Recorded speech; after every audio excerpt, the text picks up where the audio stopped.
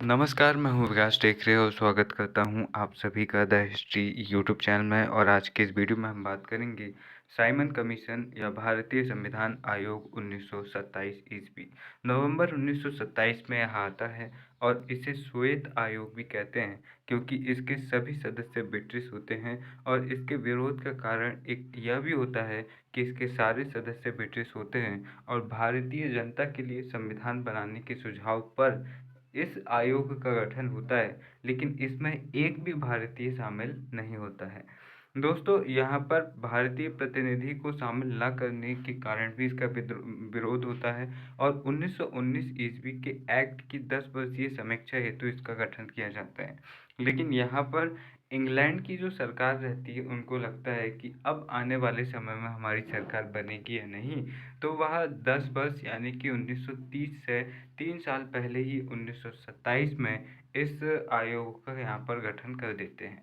अब द्वैध शासन या जो द्वैध प्रांतों में हम देखते हैं गवर्नर जनरल की परिषद और निर्वाचित सरकार।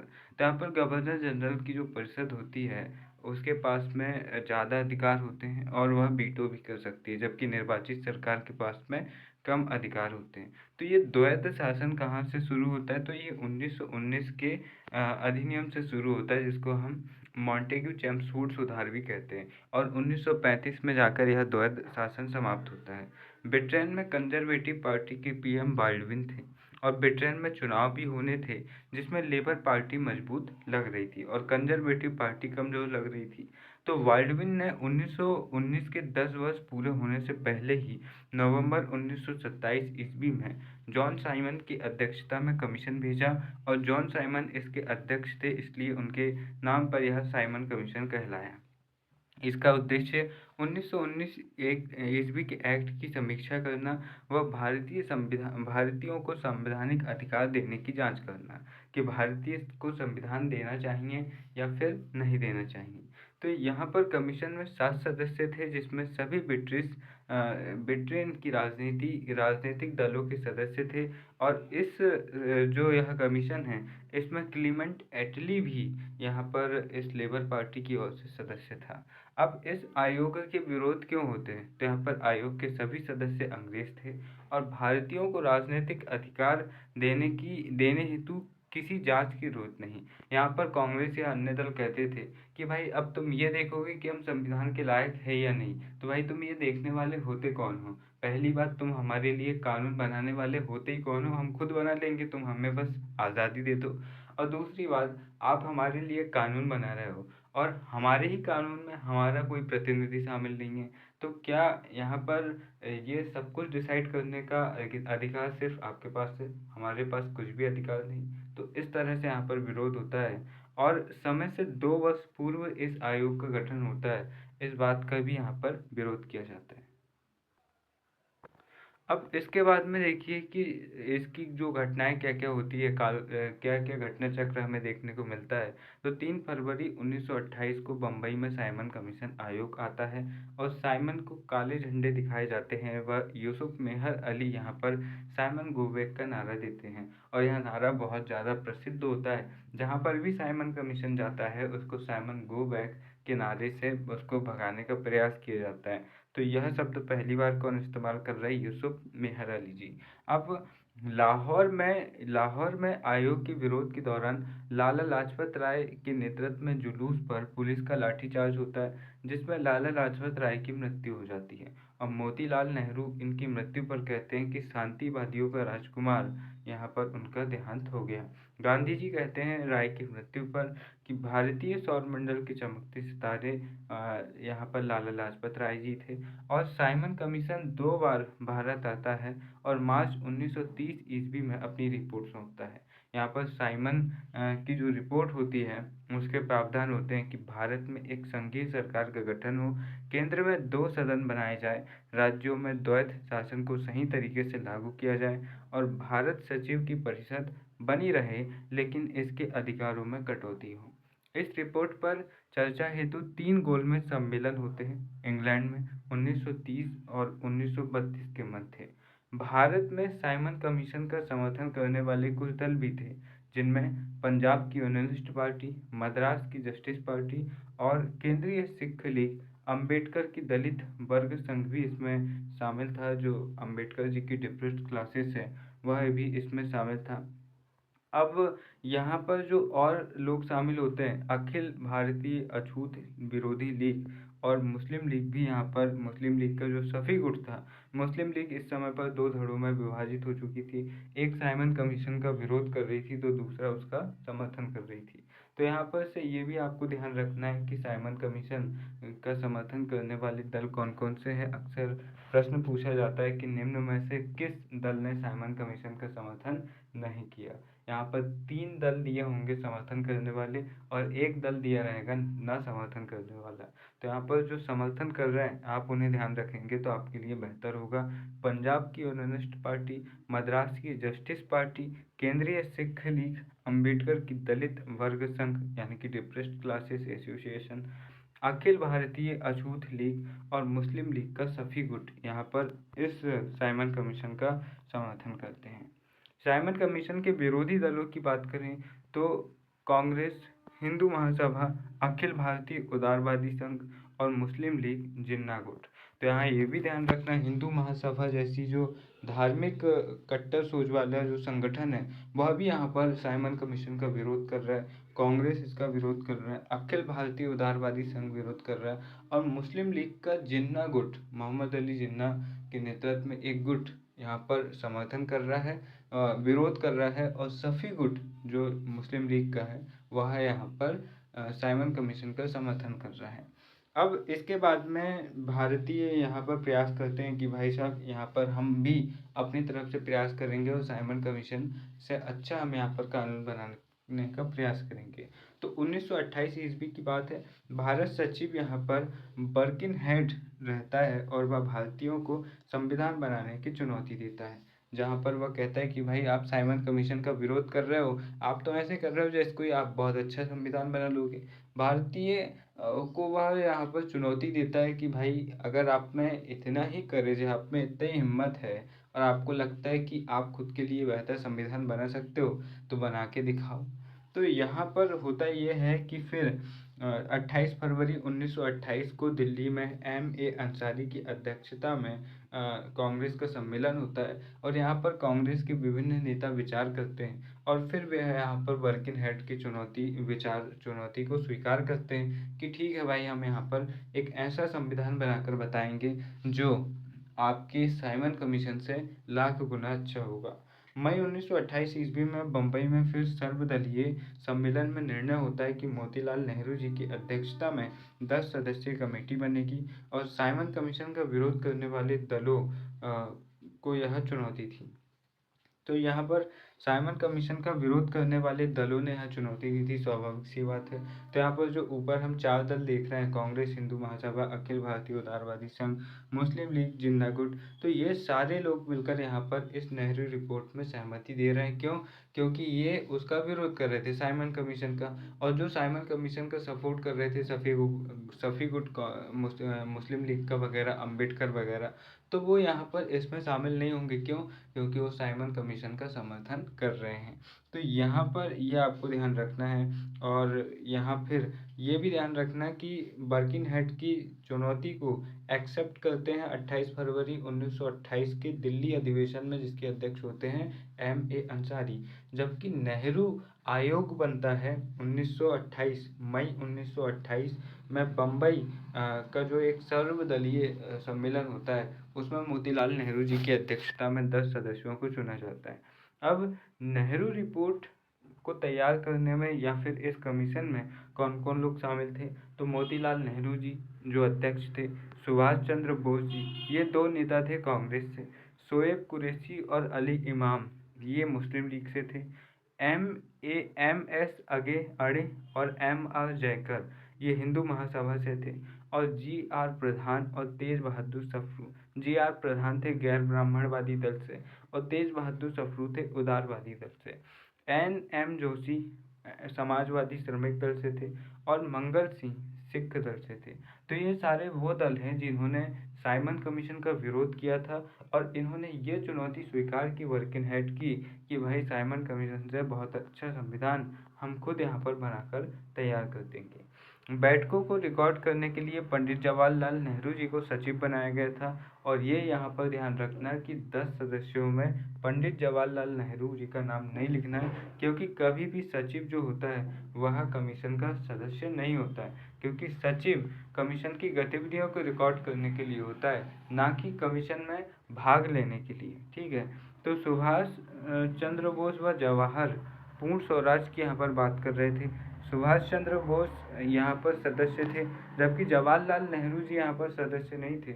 उसके बावजूद यहाँ पर वह बात कर रहे थे कि भैया हमको पूर्ण स्वराज करना है। जो सुभाष चंद्र बोस जी की मांग थी उसका समर्थन पंडित जवाहरलाल नेहरू जी यहाँ पर कर रहे थे। जबकि अन्य सदस्य जो थे वह अभी डोमिनियन स्टेटस की बात कर रहे थे। वो यहाँ पर कह रहे थे कि भाई अभी यहाँ पर हमारी इतनी ज़्यादा बेहतर स्थिति भी नहीं है कि हम यहाँ पर एक स्वतंत्र भारत सभी रियासतों से मिलकर या फिर संयुक्त रूप से यहाँ पर चलाया जा सके। अब सचिव समिति का सदस्य नहीं होता, ये मैं आपको बता चुका हूँ, ये ध्यान रखना है। हालांकि यहाँ पर नेहरू जी, जो जवाहरलाल नेहरू जी व सुभाष चंद्र बोस जी के जो पूर्ण स्वराज की बात है उसको समर्थन दे रहे हैं। एन.एम. जोशी व एम.आर. जयकर नेहरू रिपोर्ट में हस्ताक्षर नहीं करते हैं और नेहरू रिपोर्ट में सिर्फ 8 सदस्यों ने ही हस्ताक्षर किए। तो एन.एम. जोशी और एम.आर. जयकर इस नेहरू आयोग के सदस्य तो होते हैं, पर वह इस नेहरू आयोग में हस्ताक्षर नहीं करते हैं। वह अपने मतों के मेल न होने पर वह यहाँ से छोड़कर चले जाते हैं। अगस्त 1928 ईस्वी में लखनऊ सर्वदलीय सम्मेलन होता है। M.A. अंसारी इसके अध्यक्ष होते हैं और नेहरू रिपोर्ट को यहाँ पर स्वीकार किया जाता है। और फिर दिल्ली प्रस्ताव 1927 यहाँ पर होता है, दिसंबर 1927, जिसके तहत जिन्ना गुट की जो मुस्लिम लीग है उसको भी यहाँ पर समर्थन लेने का यहाँ पर प्रयास किया जाता है। और जिन्ना ने मुस्लिम लीग के दिल्ली अधिवेशन में मुसलमानों के राजनीतिक अधिकारों को लेकर 4 प्रस्ताव प्रस्तुत किए, जिसे दिल्ली प्रस्ताव कहा जाता है। दिल्ली प्रस्ताव को कांग्रेस के मद्रास अधिवेशन में स्वीकार किया जाता है और यह इसलिए स्वीकार किया जाता है ताकि जिन्ना भी यहाँ पर नेहरू रिपोर्ट का समर्थन कर दें। जब नेहरू रिपोर्ट में दिल्ली प्रस्ताव की 4 शर्तें शामिल नहीं होती, पहले तो ये इसलिए यहाँ पर समर्थन दे रही कांग्रेस इनका कि भाई ठीक है, तुम यहाँ पर नेहरू जो आयोग बन रहा है इसका यहाँ पर तुम समर्थन करो, तो यहाँ पर ये करते हैं। लेकिन बाद में ये देखते हैं कि जो ये मांग रखते हैं निर्वाचन संबंधी और प्रतिनिधित्व संबंधी, तो यहाँ पर वह नेहरू रिपोर्ट में उनकी मांगों को शामिल नहीं किया जाता। तो यहाँ पर फिर जिन्ना इसके विरोधी हो जाते हैं बाद में। तो शुरुआत में ध्यान रखना कि जिन्ना यहाँ पर इसके समर्थन में है और यहाँ पर समर्थन में है, लेकिन बाद में फिर वह इसके विरोधी हो जाते हैं। रिपोर्ट के क्या प्रावधान थे? तो केंद्र में द्विसदनीय व्यवस्थापिका का गठन हो, प्रांतों में उत्तरदायी शासन हो, अवशिष्ट शक्तियां केंद्र के पास हो, भारतीयों के लिए 19 मूल अधिकार लागू करने की बात की गई, महिलाओं को लैंगिक समानता मिले, राज्य का स्वरूप धर्मनिरपेक्ष हो और सरकार विधानमंडल के प्रति उत्तरदायी हो। सरकार किसके प्रति उत्तरदायी हो? विधानमंडल के प्रति उत्तरदायी हो। पृथक निर्वाचन को त्याग कर संयुक्त निर्वाचन को अपनाया जाए। वयस्क मताधिकार लागू हो। इससे पहले वयस्क मताधिकार लागू नहीं था। वोट तो होते थे लेकिन संपत्ति के आधार पर वोट होते थे कि भाई संपत्ति के आधार पर तय करते थे कि कौन वोट डाल सकता है, कौन नहीं डाल सकता। अब इसके बाद में देखिए कि सरकार अल्पसंख्यकों के हितों एवं उनकी हितों एवं संस्कृति का संरक्षण करे। भारतीयों के लिए एक प्रतिरक्षा समिति, उच्चतम न्यायालय तथा लोक सेवा आयोग का गठन हो, यूपीएससी। भारत को डोमिनियन स्टेटस का दर्जा मिले। यहाँ पर ये डोमिनियन स्टेटस की बात कर रहे हैं, जिसका विरोध यहाँ पर जवाहरलाल नेहरू और सुभाष चंद्र बोस जी करते हैं। सुभाष चंद्र बोस जी जो कि यहाँ पर कांग्रेस की तरफ से शामिल होने वाले दूसरे नेता थे इस कमीशन में। मोतीलाल नेहरू जी और सुभाष चंद्र बोस जी नेहरू आयोग में शामिल होने वाले 2 कांग्रेसी नेता थे, जबकि जवाहरलाल नेहरू इस आयोग के सचिव थे। फिर भी वह यहाँ पर समर्थन कर रहे हैं, किसका? सुभाष चंद्र बोस का। तो भाषाई आधार पर प्रांतों का गठन हो, तो यह भाषाई आधार पर प्रांतों के गठन की बात करते हैं और बहुत प्रयास फिर आज़ादी के बाद भी यहाँ पर करते हैं ये क्रांतिकारी और भारत सरकार कि भैया हम भारत में प्रांतों का जो गठन है वह प्रशासनिक आधार पर करें ताकि हमें ज़्यादा समस्या ना हो। हालांकि 1953 में आंध्र प्रदेश के गठन, जो कि भाषाई आधार पर गठित होने वाला पहला राज्य होता है आंध्र प्रदेश, उसके बाद हम देखते हैं कि लगभग सभी राज्यों को भाषाई आधार पर गठित किया जाता है। तो इसकी पहली बार यहाँ पर बात कौन कर रहा है, तो यहाँ पर पहली बार बात कर रहा है यहाँ पर नेहरू रिपोर्ट। अब दिल्ली दिसंबर 1928 ईस्वी में कलकत्ता सर्वदलीय सम्मेलन में जिन्ना ने नेहरू रिपोर्ट का विरोध करते हुए सम्मेलन का बहिष्कार किया। दिसंबर 1928 ईस्वी में कलकत्ता अधिवेशन कांग्रेस में गांधी जी के प्रयासों से नेहरू रिपोर्ट पर कांग्रेस की सहमति बन जाती है। अब यहाँ पर क्या होता है कि जो युवा नेता होते हैं जैसे पंडित जवाहरलाल नेहरू जी, नेताजी सुभाष चंद्र बोस, ये यहाँ पर इस रिपोर्ट का विरोध करते हैं। क्यों? क्योंकि भाई आप पूर्ण स्वराज की बात नहीं कर रहे हो, आप डोमिनियन स्टेटस की बात कर रहे हो, स्वराज की बात कर रहे हो। अब स्वराज और पूर्ण स्वराज में क्या अंतर होता है? तो स्वराज का मतलब होता है कि भाई आप सर्वे सर्वा हो, ठीक है, आप सर्वे सर्वा हो, लेकिन जो प्रशासन है, जो सारी चीज़ें हैं वो हम देखेंगे। पूर्ण स्वराज में होता है कि कोई कुछ नहीं हो, आप पूरी तरह से नियंत्रण देश वालों का होगा, विदेश नीति हर तरह से चीज़ें, सुप्रीम लीडर भी पूरा देश ही होगा, ना कि कोई बाहरी शक्ति। तो यहाँ पर नेताजी सुभाष चंद्र बोस और पंडित जवाहरलाल नेहरू पूर्ण स्वराज की बात करते हैं। तो यहाँ पर गांधी जी उनको मनाने के लिए कहते हैं कि भाई 1 साल आप रुक जाओ, 1 साल में मैं आपको पूर्ण स्वराज दिलवा देंगे, और अगर नहीं करवा पाए, अगर सब कुछ ठीक नहीं रहा, तो भाई 1 साल बाद हम यहाँ पर देख लेंगे। तो कांग्रेस के सम्मेलन में सरकार को नेहरू रिपोर्ट स्वीकार करते हुए 1 वर्ष के भीतर भारत को डोमिनियन स्टेटस दिए जाने का अल्टीमेटम दिया।